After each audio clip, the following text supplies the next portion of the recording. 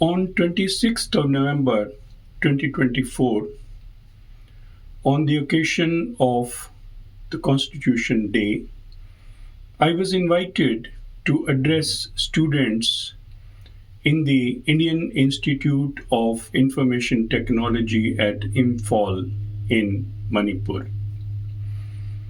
In this video, I'm going to present a very brief account of the views that I expressed in that function.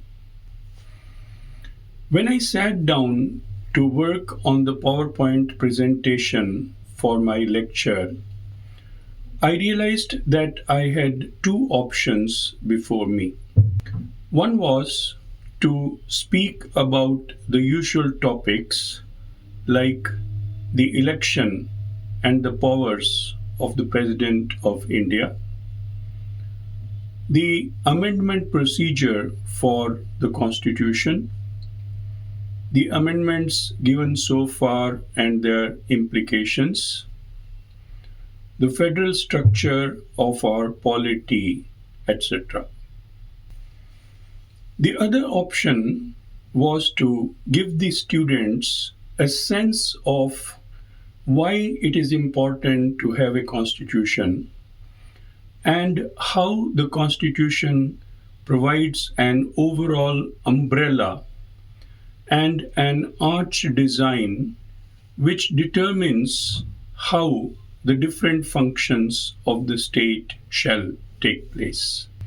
I realized that my presentation was not meant to be a classroom lecture intended to prepare the students for an examination, and that I would do well by giving them a sense of the basic logic behind the provisions of the Constitution and a general sense of the spirit of the Constitution.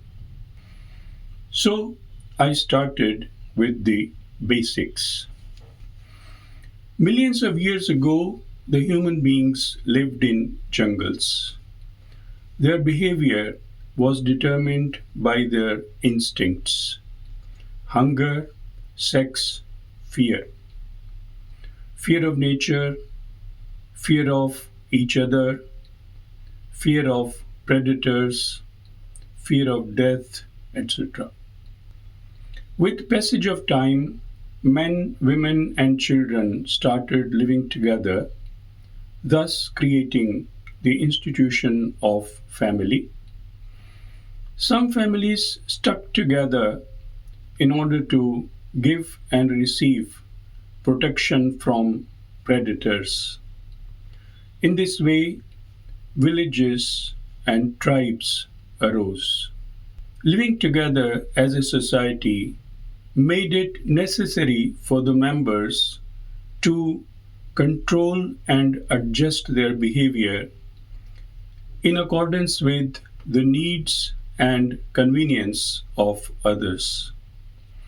In this way, three major forms of controls emerged: norms, mores, and laws.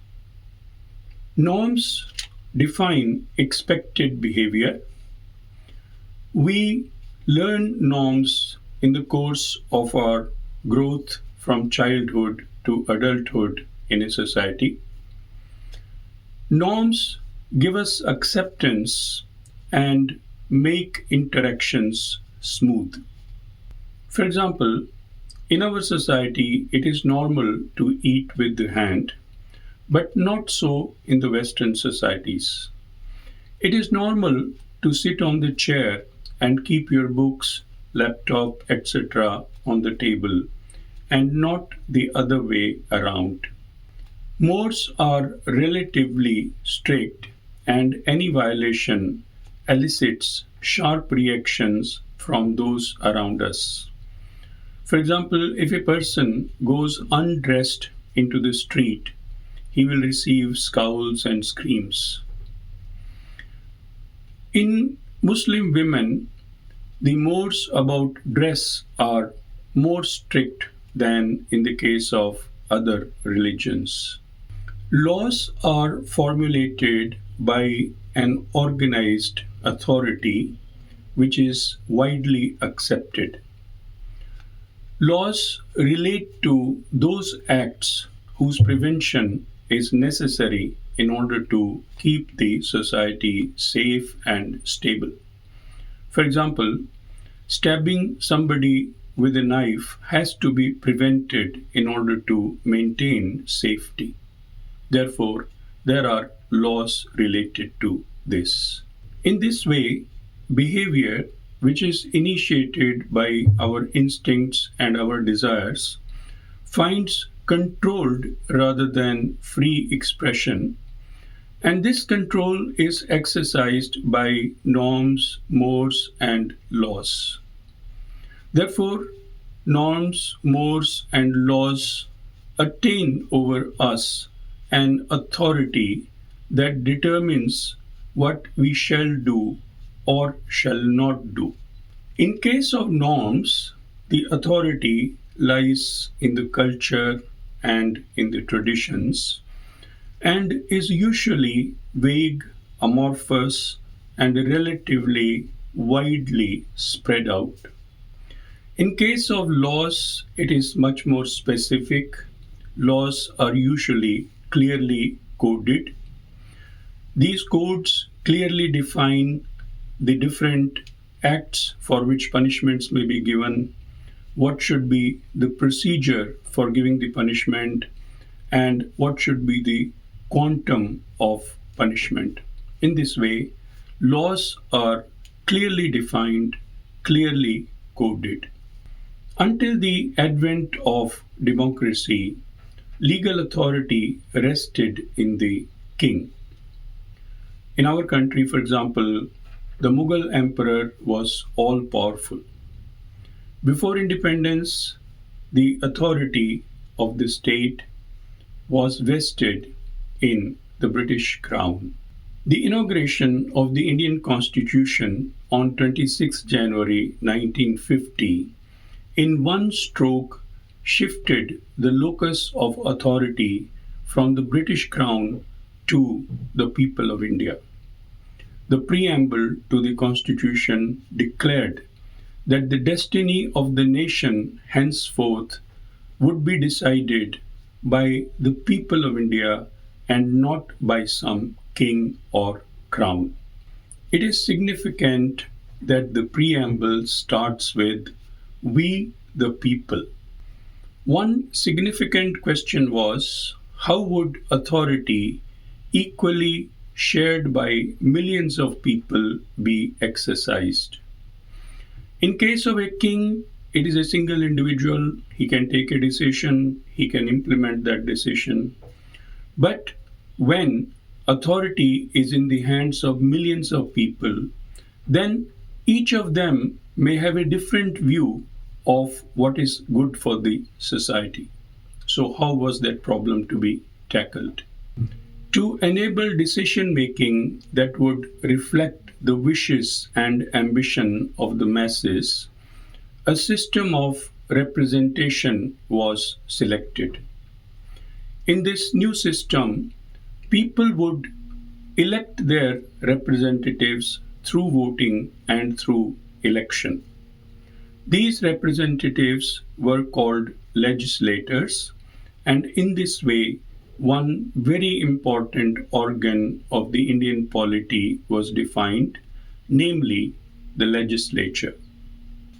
The implementation of the decisions and policies made by the legislature required a well-trained bureaucracy, and thus arose executive, the second major organ of the Indian polity.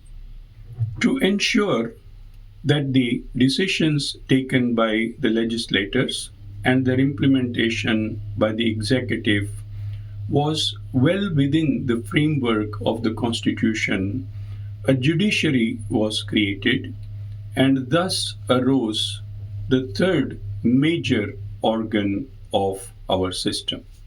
The legislature, the executive, and the judiciary are called the three pillars of our democracy because they help to sustain the democratic values of the nation. The Indian Constitution gives elaborate details of how different organs of the governments are to function and what should be done in different circumstances. Not only that, the framers of the Constitution also exercised their mind on the changes that might take place over the years and provided for these changes. That is why our Constitution has worked so well without many fundamental changes over the years. But in spite of that, we see that there are conflicts, there are tensions, there are problems. What is the reason for that? Is this because there is something wrong with the Constitution, or what are the reasons? In order to understand the reason for the conflicts and tensions within the society, we must understand the dynamics of power versus authority. Let us try to understand the difference between authority and power. Authority is a part of an organized structure. Power is the influence that individuals are able to exercise over others and are able to carry others along with them because of this influence. For example, a manager in a company has authority, but the union leader has power. The elected village headman has authority, but the local caste leader has power.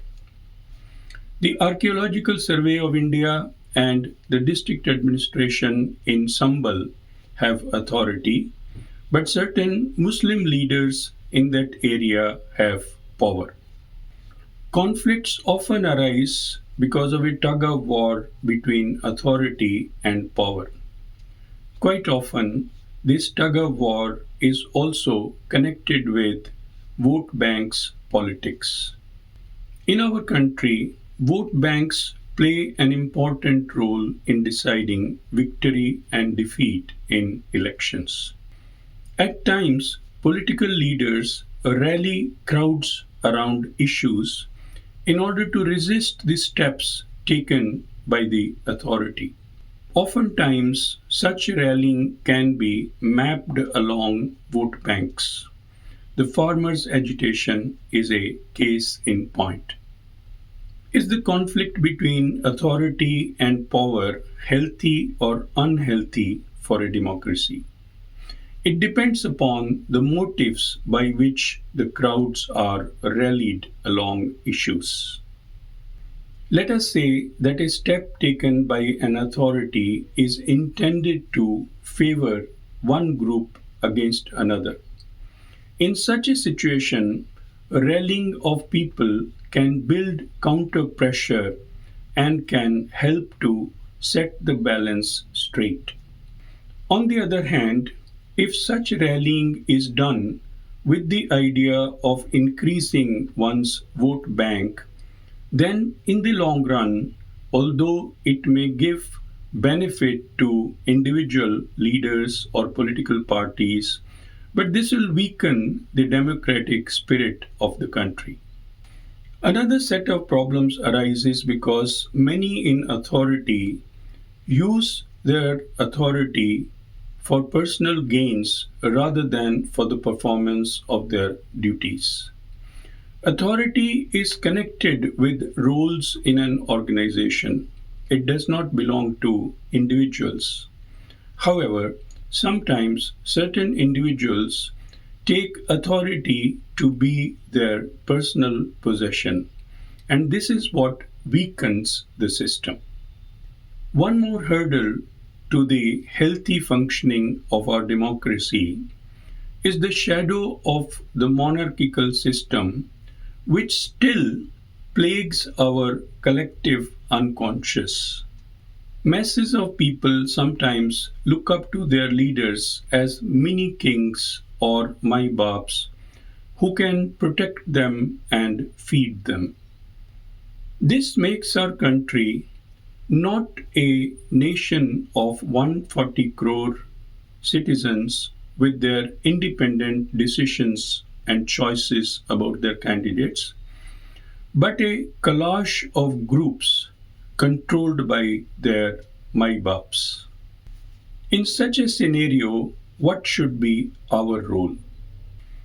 First and foremost, we should give up the fault finding approach and should focus on our self development and the growth of those around us. We should spread the culture that freedom comes with discipline and not by throwing discipline out of the windows. We should understand that the institutions of a nation become strong when the nation becomes strong through the hard work of its nationals. This was just a brief outline of what I spoke in that function. Thanks for watching and Jai Hind.